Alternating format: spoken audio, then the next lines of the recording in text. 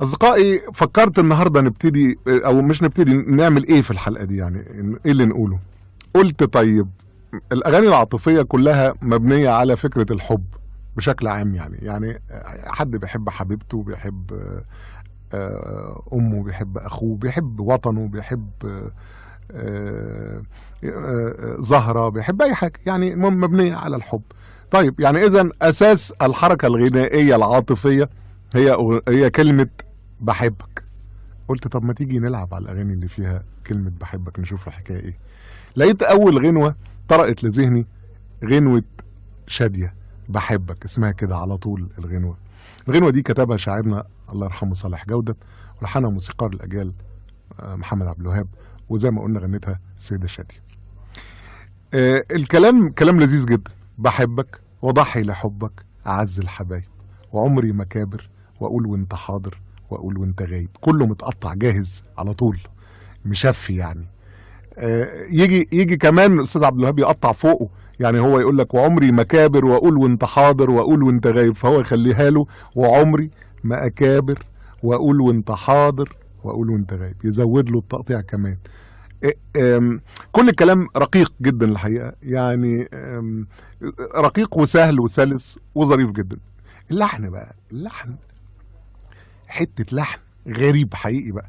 اولا لحن راقص سلو جميل خالص، من مقام النهاوند، المقام العاطفي اللي ذو مقامات عديدة مجاورة له ولصيقة بيه. يعني أقول لكم غنوة طولها 5 دقايق بيتحرك فيها الأستاذ عبد الوهاب ما بين المقامات الآتية: النهاوند، الحجاز، الكرد، الرصد، الماجير. يعني الماجير نفس درجة النهاوند بتاعه. يعني هو نهاوند على الري على فكرة، والماجير على الري هنا. بالمناسبة النهاوند على الري نحاة الموسيقى العربية بيسموه العشاق. ليه برضه ما تفهموش، مش دي مشكلتنا، لكن يعني انا بقولها كده يعني من باب انها جت. يعني تلاقوا بقى صحيان عبد الوهاب مصر انه يفاجئك دايما. يعني مثلا ايه، يبقى ماشي: اذا كنت بحلم في نشرة غرامي كده، ما تقساش عليا وسيبني في منامي، يروح داخل راس: اغمض واشوفك تنور ظلامي. ده ولا الناني ده. الوقفه دي كمان ايه ده؟ راس ايه ده؟ مزوره كده جدعانه، يعني مزورتين بالظبط يعني. وبعدين التانية يلمس الحجاز. ايه الراجل بيعمل ايه؟ مش معقول يعني الحقيقه. ومصر انه يفاجئك. يعني مثلا يخلي لك شاديه تقول احبك، الكورال يروح قايلين احبك، ما كانت هي تكمل، لكن هو ماسك في ايده بيت اسمه كنز من الكنوز، كل شويه عايز يفرجك على قطعه منه، حته جميله منه. اللي برضه ماسك نفس مفاتيح الكنز وبيفرجك على طول على مفاجآت، وعلى طول واخدك معاه، اندريا رايدر الموزع. شيء عبقري اللي هو عامله. برضه تعالوا بسرعة كده في عجالة نتفرج. يعني هنلاقي دخول وتريات وغابة أوركسترا، بيخش الخشب، بيخش النحاس الخفيف الموجود. بنلاقي بقى ايه؟ في سولو بيتقال: ده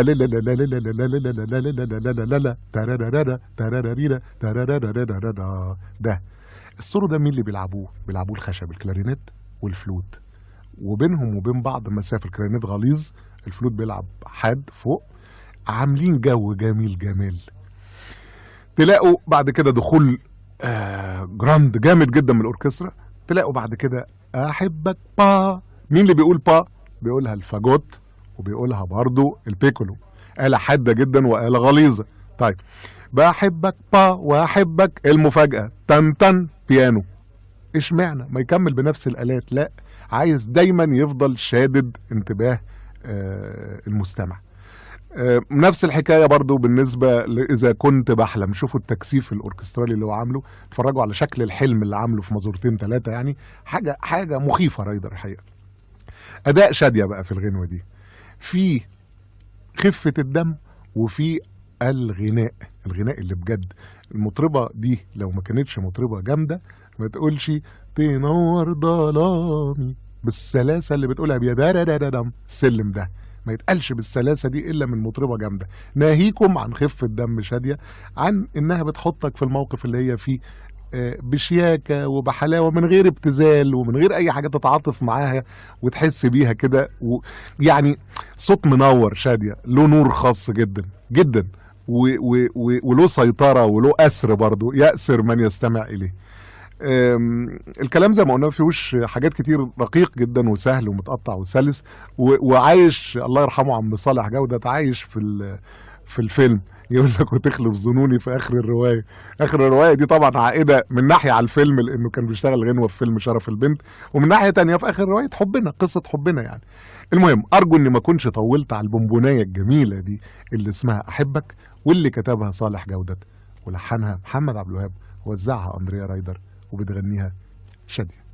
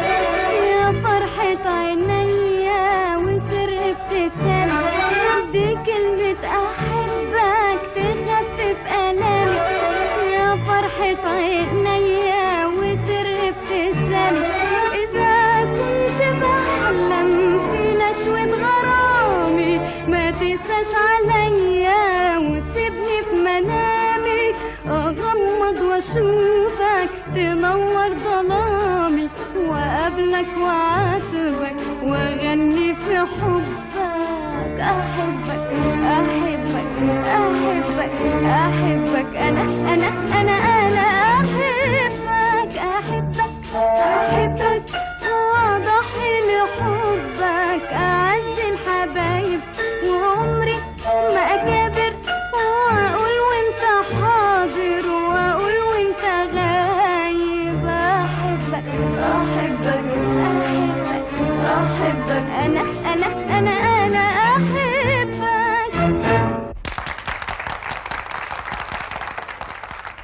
الله الله الله الله الله الله.